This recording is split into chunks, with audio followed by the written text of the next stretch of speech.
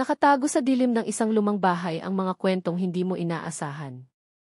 Mga gamit na may buhay, mga aninong naghihintay ng hustisya. At isang sumpang kailanman ay hindi mapapawi. Paano kung ang susunod na tagapagbantay ay ikaw? Tuklasin ang misteryo ng tagapagbantay ng lumang gamit. Isang kwento ng takot, pagtataksil at pag-asa na hinding-hindi mo malilimutan. Manatili hanggang sa dulo dahil ang tunay na hiwaga ay kakabukasan pa lang.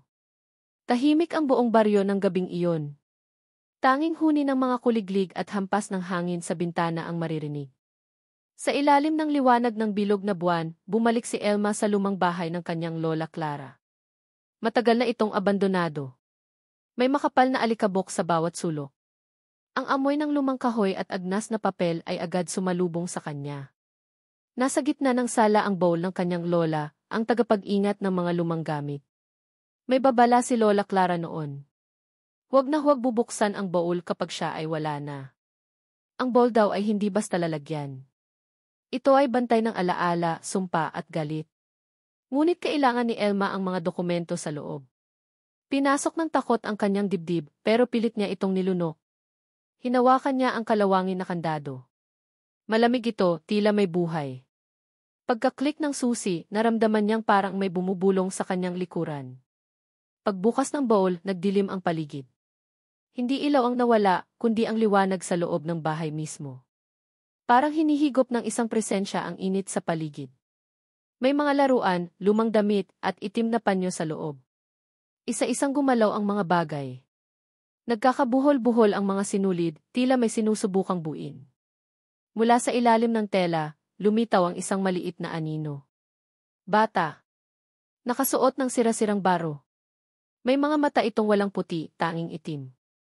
Nasaan si Lola? Tanong nito. Nanginginig si Elma. Hindi siya makagalaw. Hindi siya makasigaw. Pinagkatiwala ka sa kanya. Pero iniwan mo rin ako.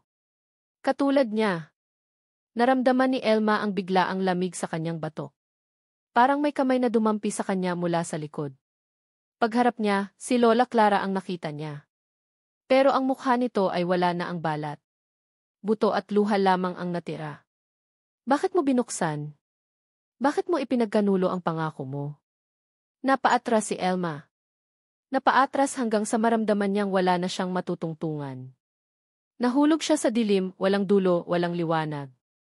Sa ilalim, naroon ang lahat ng mga kaluluwang niloko, ipinagkanulo at iniwan. Nakatingin silang lahat sa kanya.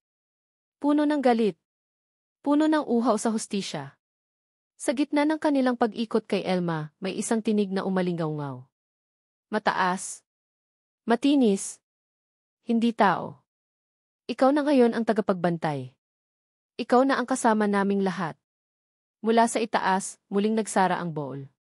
At sa bawat gabi, sa tuwing may dadaan sa lumang bahay, may naririnig silang kaluskos. Huni ng laruan. At isang tinig na umiiyak, sa umpisa, mahina lang ang iyak. Parang alingaw-ngaw ng batang nawawala. Pero habang lumalalim ang gabi, lumalakas ito. Nagiging sigaw. Nagiging panaghoy. Ang mga kapitbahay ay nagsimula ng mag-usisa. May naglakas loob na silipin ang bahay. Pero bawat sumubok, nilalapitan ng bangungot. Isang matandang babae na nakatayo sa bintana, nakatitig lang. Isang batang biglang sumusulpot sa salamin, wala ang mukha. May isang pulis na sinubukang pasukin ang bahay.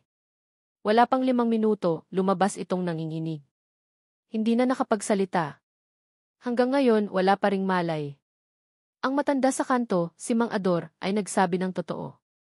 May itim na dasal na inialay noon si Lola Clara. Upang ipaghiganti ang kanyang anak na pinatay ng sariling kaibigan. Ang bool ay sinumpang lalagyan ng galit. At sinuman ang magtatangkang buksan ito, ay papalit sa nauna. Ang bawat gamit sa loob ay may kasaysayan ng pagkakanulo. Mga nilason. Mga sinunog. Mga inabandona. At ngayon, si Elma na ang bantay. Bawat gabi, binibilang niya ang mga gamit. Tinitingnan kung alin ang nawawala.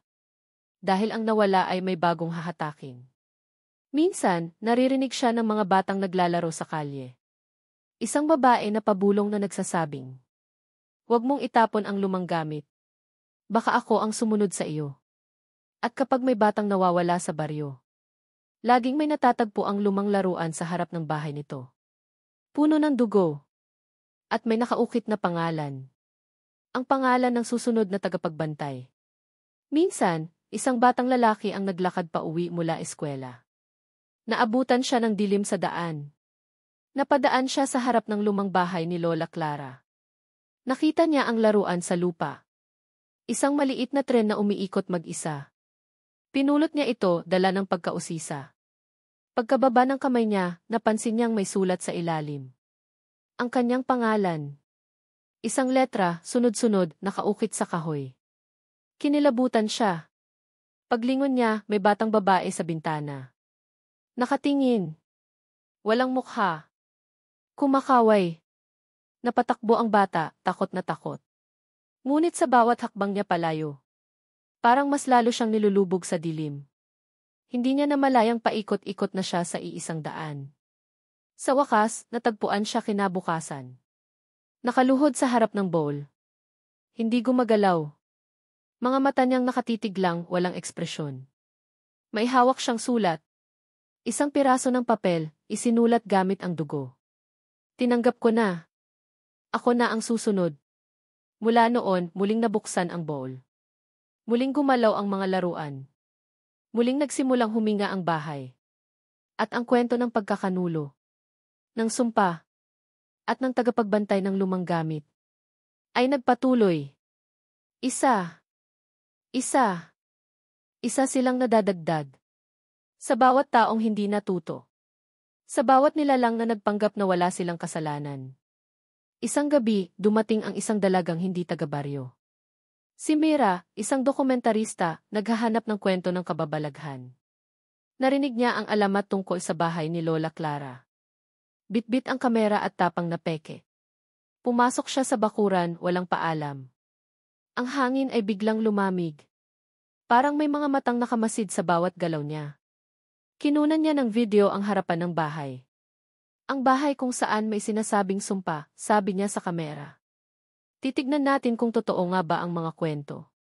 Pagbukas niya ng pinto, mabagal itong dumaan sa hangin. Tila may nagbukas mula sa loob. Pumasok siya. Tahimik. Nakakabingi ang katahimikan. Sa gitna ng sala, nandoon pa rin ang bowl. Matanda na ito, may bitak-bitak, pero parang hinihingal. Parang may buhay.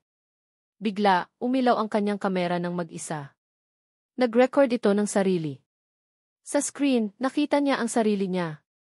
Pero sa likod niya, may isa pang anyo. Isang batang nakayuko. May dugo ang kamay. May hawak na laruan. Nanglingon si Mira. Wala.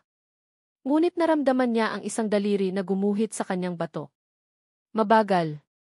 Malamig. Narinig niya ang boses ng batang lalaki. Ikaw naman.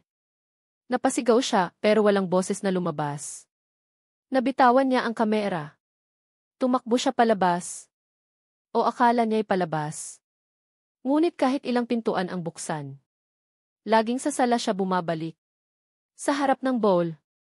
Sa harap ng batang naghihintay. Ang kanyang mga video ay natagpuan kinabukasan. Nakakalat sa lupa. Ang kamera ay buo. Pero si Mira ay hindi na nakita. At nang muling buksan ang footage, ang huling eksena ay malinaw. Isang mata na nakatitig sa lente. Lumuluha ng itim. At pabulong na nagsasabing, lahat kayo may gamit kayong iniwan. At lahat ng iniwan ay babalikan. May nagsimulang kumalat na ang video sa social media. Maraming nanood ng magdamag. May sumigaw sa dilim ng silid habang pinapanood. May mga luha sa mata ng manonood. Nang magpakita ang mata sa screen, may sumunod na kinaroroonan. Si Elma, si Mang Ador, at ang batang babae sa bintana. Lahat sila ay nakamasid. Nakatingin sa kamera. Parang inaanyayahan sila. Nasaan ka man sa gabing ito? Bumalik ang hangin sa lumang bahay. May sumusumpong ng malamig na halik sa balat mo. May kumakatok sa bintana. May humihingi ng tulong sa labas. Ngunit sa dilim walang tao.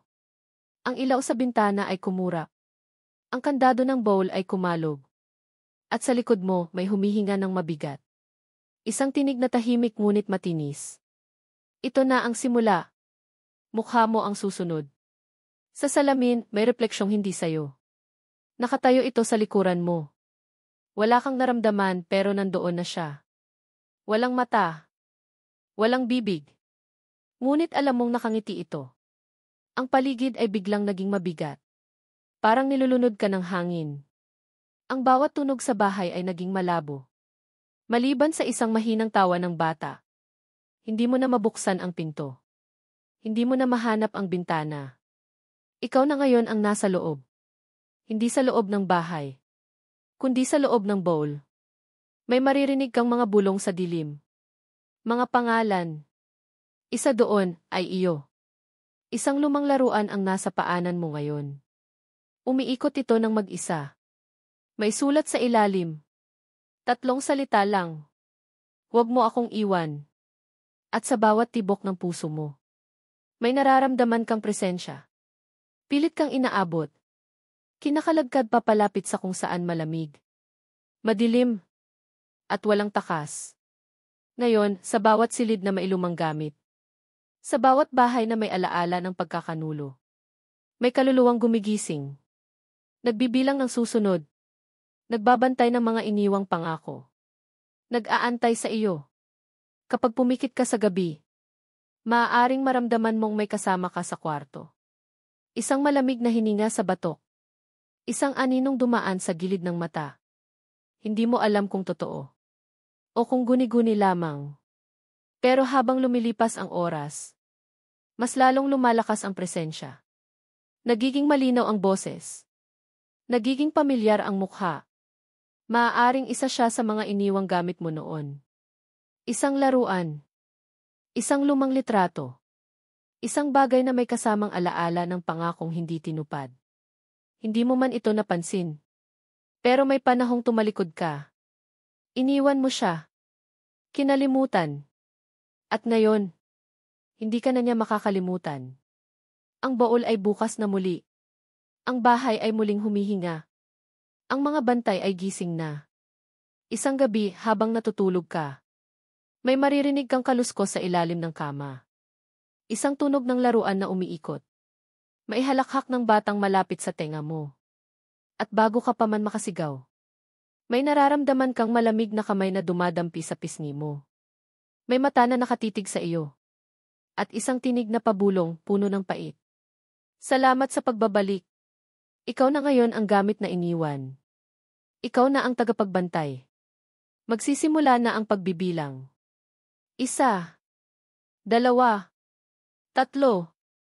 Bawat kaluluwang niloko. Bawat pangakong sinira. Bawat lumang gamit na itinapon ng walang paalam. Naririnig mo na sila sa dilim. Tila mga yapak ng bata sa kahoy na sahig. Pabigat ng pabigat ang bawat hakbang. Palapit ng palapit. Ang mga mata mo pilit mong ibinubukas. Pero hindi na ikaw ang may kontrol. Parang may humihila sa'yo pabalik. Hindi sa panaginip, kundi sa alaala. Nasa loob ka ng isang bahay na pamilyar pero mali ang anyo. Ang mga dingding ay may gasgas ng kuko. Ang kisame ay may dugong tumutulo. Sa gitna, naroon muli ang bowl. Box na. Walang laman. Dahil ikaw na ang laman. Ang mga anino ay paikot sa'yo. Hindi mo sila kilala. Pero ramdam mong may kaugnayan ka sa kanila. Mga kasalanan mo. Mga alaala mong binaliwala. At isa sa kanila ay nakalapit. Mukha itong sira. Parang sinunog. Pero nagsalita ito sa tinig na hindi mo inaasahan. Boses mo. Bakit mo ako iniwan? Sabay-sabay silang lumapit. Hinawakan ka. Hindi para saktan, kundi para isama. Ngayon, may bagong kwarto sa lumang bahay. May bagong gamit sa loob. Isang orasan na tumigil sa hating gabi. Isang litrato na unti-unting lumalabo. At sa gitna ng larawan, ikaw, nakatingin, ngumingiti, at nag-aabang ng susunod. Sa larawan, unti-unti kang nagbabago. Ang mga mata mo'y nawawala ang puti. Unti-unting nagiging itim. hanggang wala nang natirang pagkatao. Sa likod mo sa litrato may mga aninong lumilitaw. Hindi sila buo. Pira-pirasong alaala. Parang nilikha mula sa takot at pagtanggi. Habang tumatagal, ang larawan ay umiinit. Parang may buhay. Parang humihinga. Isang araw, may batang nakakita nito sa tabi ng kalsada. Pinulot niya, bit-bit pa uwi. Hindi niya alam. Nasa likod ng larawang iyon, may nakasulat na pangalang hindi kanya. At sa sandaling tinapakan niya ang unang baitang ng kanilang hagdan. Biglang may narinig siyang kaluskos mula sa kisam. Isang laruan ang gumulong pababa. May pangalan sa ilalim. At hindi iyon sa kanya. Ngunit naroon ang litrato. At sa bagong kwarto sa itaas, may gamit na tila matagal nang naghihintay. Isang bowl na luma, may gasgas, may bitak. Pero ngayon ay nakanganga muli. Sa dilim, muling nagising ang mga aninong bantay. At sa bawat paghinga ng bahay, isang bulong ang paulit-ulit na bumabalik. Ang bawat gamit ay may kwento. Ang bawat kwento ay may sala. At ang bawat sala ay may tagapagbantay. Mula sa kisame, bumaba ang alingas-ngas ng mga yapak. Mahinahon pero paulit-ulit. Parang awitin ng isang ritual na matagal ng limot. Ang bata ay natigilan. Napalunok siya, pilit inaabot ang ilaw. Pero biglang namatay ang kuryente. Itim ang paligid. Tanging liwanag ng buwan ang dumaan sa basag na bintana. Sa dulo ng pasilyo, may naaninag siyang anyo. Isang batang babae. Basang buhok. Walang saplot sa paa. Nasaan na ang gamit ko? Mahinang tinig. Pero ramdam ang bigat. Ramdam ang put. Hindi nakasagot ang bata. Lumingon siya. Ngunit wala nang daan pabalik. Nasa loob na siya ng kwento. Sa kanyang likuran, bumukas ang pinto ng kwarto. Mabagal. May amoy na bulok at usok ng insenso. Sa loob ay naroon ang bowl. Mas malaki. Mas madilim. At parang mas malalim kaysa dati. Ang larawan ay lumipad mula sa kanyang kamay. Lumapat sa ibabaw ng bowl. At sa mismong gitna, nagbago ang mukha ng nasa litrato. Ngayon, siya na. Siya ang nakangiti. Siya ang bagong refleksyon. Mula sa loob ng bowl, lumabas ang mga kamay. Hindi marahas. Hindi nagmamadali. Parang inaanyayahan lang siya. Halika na. Sabi ng mga tinig sa loob. May iniwang gamit para sa'yo. At sa kanyang unang hakbang papasok sa dilim, nagsara ang pinto sa kanyang likuran. Tahimik ang gabi. Tahimik ang bahay. Ngunit sa ilalim ng bawat kama, sa likod ng bawat aparador, at sa puso ng bawat lumang gamit, may gumigising. May umaalalang muli. At may nagbibilang ng mga nawawalang pangalan.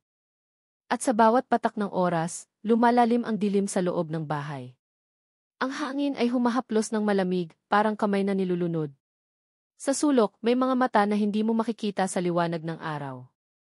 Nagbabantay, nag-aabang. Isang sigaw ang pumailan lang sa katahimikan. Hindi tao. Hindi hayop. Isang tinig ng nakaraan. Dumampi ang malamig na hangin sa liig mo. Parang may malamig na hininga na bumagsak mula sa itaas. Naramdaman mong may sumunod sa bawat hakbang mo. Hindi mo na maramdaman ang sahig sa ilalim ng mga paa. Parang lumulutang sa hangin. Lumulutang sa pagitan ng buhay at kamatayan. Sa dilim, isang anino ang lumitaw. Hindi ito anino ng tao. Isang anyo na hindi mo maintindihan. Ngunit alam mong hindi ka nito papayagang umalis. Ang gamit na iniwan ay hindi basta gamit. Isang sumpa ito. At ngayon, ikaw ang tagapangalaga. Hindi mo maalis ang malamig na haplos sa balat mo. Hindi mo matakasan ang anino sa likod mo. At sa bawat pagtingin mo sa salamin, ang refleksyon mo ay unti-unting nawawala. Napapalitan ng ibang mukha. Isang mukha na puno ng sakit, galit at hinanakit. Ang kwento ay hindi matatapos. Hanggang sa may susunod na buksan ang bowl. Hanggang sa may susunod na maniwala sa sumpa. At hanggang sa may susunod na tagapagbantay ng lumang gamit. Ang bahay ay muling nanahimik. Ngunit hindi para sa pangmatagalan. Sa bawat sulok nito, may mga matang nagmamasid. Mga matang hindi mo makita sa liwanag ng araw. Mga mata ng mga kaluluwang naglalakbay, na nagbabantay at naghihintay. Isang araw may maririnig na kaluskos sa labas. Muling bubukas ang pinto ng lumang bahay. Isang bagong paa ang papasok. Hindi mo alam kung sino siya. Ngunit dala niya ang mga alaala ng mga iniwan. Mga gamit na may kaluluwa. Sa kanyang pagpasok, nagbibilang ang mga anino. 1, 2, 3. At nagsisimula muli ang kwento. Hindi matatapos. Hindi kailanman matatapos. Hanggang sa lahat ay mabayaran. Hanggang sa lahat ay makapaghiganti. At sa dilim, ang tagapagbantay ng lumang gamit ay muling magigising. At sa paglipas ng mga araw, ang kwento ay kumalat sa buong baryo. Mga tao'y nag-iingat. Nagpapasa-pasa ng babala. Ngunit may mga pusong matapang. O siguro ay sakim sa kakaiba. Sila ang mga susubok. Sila ang mga magbubukas muli ng bowl. At sa bawat pagbukas, sumusunod ang malalamig na hangin. Mga boses na nakaraan. Mga aninong naghihintay ng hustisya. Hindi ito basta kwento ng multo. Ito ay kwento ng sakit, ng pagtataksil, ng sumpa, at ng walang katapusang paghihiganti. At ang mga tagapagbantay, hindi titigil, hindi aalis, hanggang sa ang hustisya ay matupad, o hanggang sa ikaw na ang mapili. Sa bawat gabi, may mga matang sumusulyap mula sa dilim. Mga matang puno ng galit at lungkot. Mga matang naghahanap ng kapayapaan na matagal nang nawala. Ngunit sa bahay na iyon, ang kapayapaan ay isang panaginip lamang. Isang bagay na palaging nakatago sa likod ng bawat sigaw. At bawat bulong sa hangin. Kapag narinig mo ang mga yapak na walang pinanggalingan. At ang mga bintana ay kumurap ng walang ilaw. Malapit na ang oras. Ang oras ng pagbabalik. Ang oras ng pagbabayad. At ang oras ng pagkuha ng susunod na tagapagbantay. Kaya mag-ingat. Dahil ang mga gamit na iniwan mo ay hindi kailanman mawawala. At sa dulo ng lahat, ang bahay ay muling magbubukas. Handa nang tumanggap ng bago. Ngayon, sa bawat pagpatak ng ulan, may mga aninong sumusulyap sa bintana. Parang naghahanap ng isang mukha. Isang kaluluwa na makakasama nila sa dilim. Sa bawat paglakad mo sa madilim na daan, mararamdaman mo ang malamig na haplos sa balikat. Isang paalala na hindi ka nag-iisa. At kapag dumilim na ang gabi, at ang hangin ay humihip ng malakas, ang lumang bahay ay naglalabas ng kanyang hininga. Tanda ng muling pagbubukas. Tanda ng muling pag-ising ng mga bantay. At tanda na ang kwento ay hindi pa tapos. Sa bawat pagtatapos, may simula. At sa bawat simula, isang bagong sumpa ang naghihintay. Sa bawat gabi kapag ang buwan ay nakatago, ang mga anino sa bahay ay lumalabas. Hindi na sila mga alaala lang. Sila ay mga nilalang na naghihintay ng hustisya. Ang bawat yapak sa kahoy na sahig ay isang paalala ng kanilang kwento. Ng kwentong iniwan sa dilim. Kung maririnig mo ang isang bulong, buksan mo ang bowl. Huwag mong baliwalain. Sapagkat ang bowl ay hindi basta bowl. Ito ay pintuan sa nakaraan. Pintuan sa sumpa na naghihintay na bumalik. At ang susunod na tagapagbantay. Maaari kang ikaw. At kapag ikaw na ang naging tagapagbantay, ang mundo mo ay maglalaho. Hindi na ito magiging buhay na may liwanag. Magiging bahagi ka ng mga aninong nagbabantay. Hindi ka na makakawala sa dilim. Hindi ka na maririnig ng sinuman. Ngunit sa bawat gabing lumilipas, magiging gabay ka ng mga nawawalang kaluluwa. Ang bawat sulok ng bahay ay sasabihin ang iyong pangalan. Ang bawat hangin ay magdadala ng iyong kwento. At kahit kailan, kahit saan, hindi ka na magiging malaya. Dahil ikaw na ang tagapagbantay ng lumang gamit. At ang lumang gamit ay hindi kailanman nagigising ng mag-isa. Sa bawat gabi, maririnig mo ang mga bulong na sumasabay sa hangin. Mga tinig ng mga kaluluwang nagdurusa, naghahanap ng hustisya. Hindi sila titigil hanggat hindi na ibabalik ang lahat ng iniwang gamit. Ang lumang bahay ay magiging iyong mundo. Ang mga pader nito ay magiging iyong hangganan. Hindi mo na madarama ang init ng araw o ang lambing ng hangin sa labas. Ngunit sa dilim, may kapangyarihan kang hindi mo inakala. Kapangyarihan na magbigay ng kapayapaan o magdala ng sumpa. Maging handa ka, sapagkat ang kwento ng tagapagbantay ng lumang gamit ay patuloy na sumusulat ng bagong kabanata. At sa pagdaan ng panahon, ang mga alaala ng mga iniwang gamit ay nagiging mas matindi. Ang mga sugat ng nakaraan ay muling bumubuka. Ang mga kwento ng pagtataksil at paghihiganti ay patuloy na bumabalik. Ngunit may isang pag-asa. Isang liwanag na nagsisimula sa kabila ng dilim. Kung ang susunod na tagapagbantay ay magpapasya na harapin ang sumpa at hindi palalampasin ang kanilang pagkakataon. Ang laban ay hindi madali. Pero sa puso ng bawat lumang gamit, may isang tinig na nagsasabing, hindi lahat ng kwento ay kailangang magwakas sa dilim. At sa sandaling iyon, isang bagong lakas ang sumibol sa loob mo. Hindi na ikaw ang biktima. Hindi na ikaw ang nakatali sa nakaraan. Nakita mo ang katotohanan sa likod ng bawat gamit. Ang mga kwento ng sakit at pagtataksil. Ngunit pinili mong baguhin ang kwento. Dahan-dahan, binuksan mo ang bowl ng tapang at pag-asa. Hindi para takasan ang sumpa, kundi para tapusin ito. At habang unti-unting nawawala ang dilim, narinig mo ang mga tinig na humihingi ng kapayapaan. Sa wakas, ang mga anino ay nagsimulang maglaho. Ang bahay ay muling naging tahanan. At ang lumang gamit ay naging alaala. Hindi sumpa. Ngunit kahit naglaho ang mga anino, may bakas pa rin sa hangin na hindi madaling mawala. Parang may lihim na nananatili sa bawat sulok ng bahay. Isang paalala na ang kapayapaan ay may kapalit. Ang bawat gabing tahimik ay puno pa rin ng mga alaala. Mga matang minsang nagbabantay mula sa dilim. At kahit ang bowl ay nakasarado, ang kwento ay mananatiling buhay sa puso ng mga tao. Hindi ito nagtatapos sa isang gabi lamang, kundi sa bawat pagbukas ng pintuan ng lumang bahay. At sa bawat sandali na may taong handang mag-alala. Dahil ang tunay na tagapagbantay ay hindi ang lumang gamit, kundi ang puso ng taong nagmamahal. At sa bawat pagsikat ng araw, ang bahay ay tila gumigising mula sa mahabang pagkakahimbing. Ngunit sa puso nito nananatili ang lihim. Isang kwento ng pagdurusa, pagtataksil at pag-asa. Sa mga susunod na henerasyon, may mga kwentong hugot sa dilim ng lumang bahay. Mga kwentong magpapabalik ng kaba at takot. Ngunit may kasamang aral na kailangang pakinggan. Sapagkat sa likod ng bawat lumang gamit, may buhay na hindi mo nakikita. At sa likod ng bawat anino, may isang kwento ng tagapagbantay na handang maghintay. Hanggang sa muling may dumating, at muling bubuksan ang pinto ng lumang bahay. At sa muling pagbukas ng pinto, isang malamig na hangin ang sasalubong. Parang mga aninong naghahanap ng katarungan, na matagal nang nakatago sa dilim.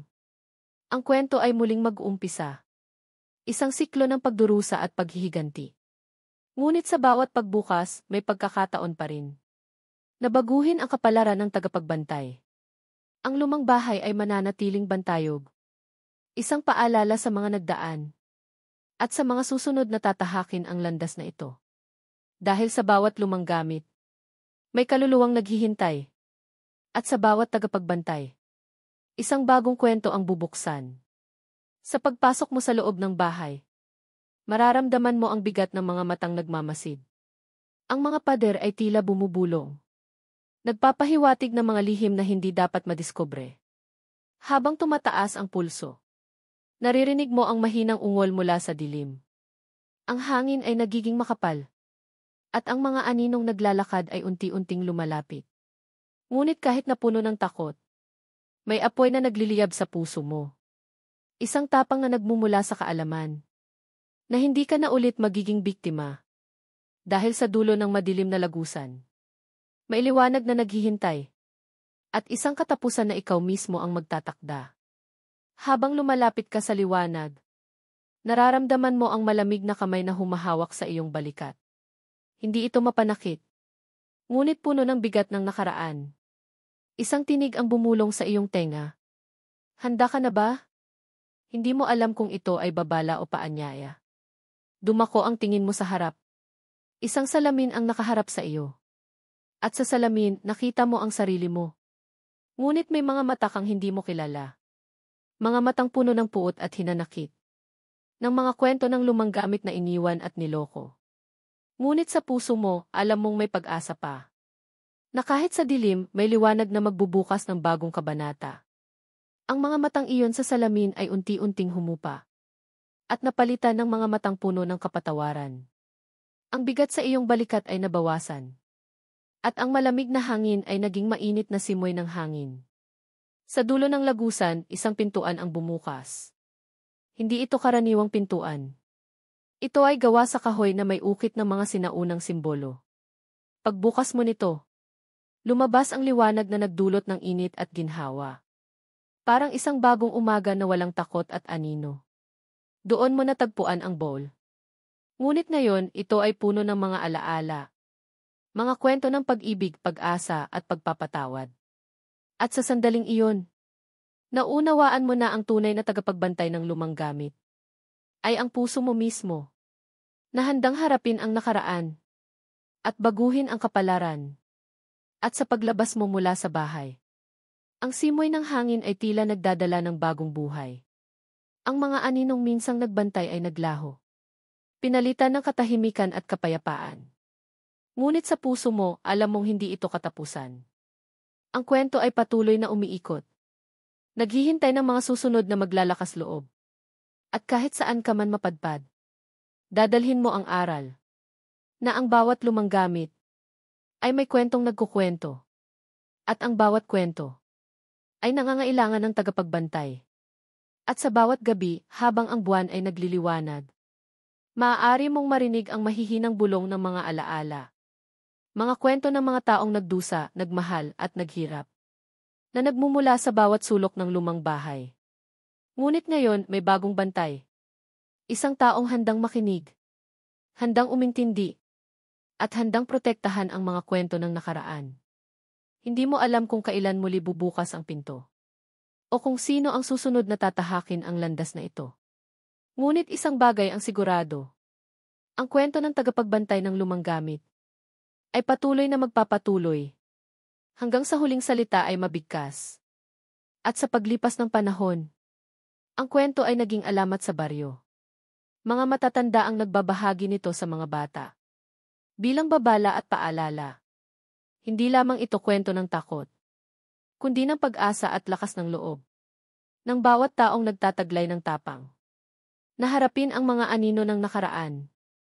At sa bawat paglubog ng araw, ang lumang bahay ay patuloy na nagbabantay. Hindi lamang ng mga gamit, kundi ng mga kwento na kailangang marinig. Dahil sa dulo ng bawat kwento, may aral na dapat ipasa. At isang puso na dapat magbantay.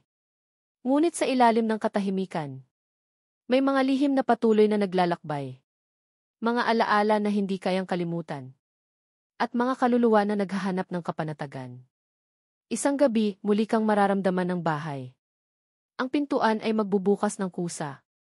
At ang mga anino ay maghahanda na muling sumalubong. Hindi mo alam kung ano ang iyong haharapin. Ngunit isang bagay ang malinaw. Ang tagapagbantay ng lumang gamit ay kailangang maging matatag. Handang maglakbay sa pagitan ng buhay at kamatayan. At magdala ng liwanag sa gitna ng dilim. At sa pagpasok mo muli sa madilim na silid, maririnig mo ang mga bulong na bumabalot sa hangin. Mga kwento ng pagtataksil, paghihiganti at pagdurusa. Na nagsusumigaw para sa hustisya at kapatawaran. Ngunit sa kabila ng takot, may lakas na nagmumula sa iyong puso. Isang tapang na maghahatid ng liwanag. Sa pinakamadilim na sulok ng lumang bahay. Dahil ang tunay na kapangyarihan ay hindi nagmumula sa sumpa o anino, kundi sa puso ng tagapagbantay. Na handang harapin ang lahat ng ito. Para sa kapayapaan ng lahat. At sa paglipas ng mga araw, ang dilim sa lumang bahay ay unti-unting nawawala. Ang mga anino na minsang nagbantay ay naglaho. Pinapalitan ng liwanag ng pag-asa at kapayapaan. Hindi na ito lugar ng takot. kundi isang tahanan ng mga alaala, mga kwentong nagbigay aral at lakas sa mga puso. At ikaw, bilang tagapagbantay ng lumang gamit, ay naging ilaw sa gitna ng dilim.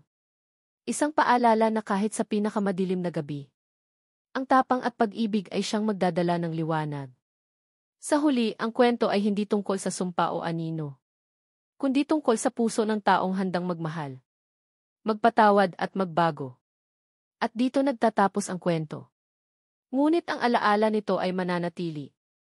Isang paalala na ang tunay na lakas ay nagmumula sa ating loob.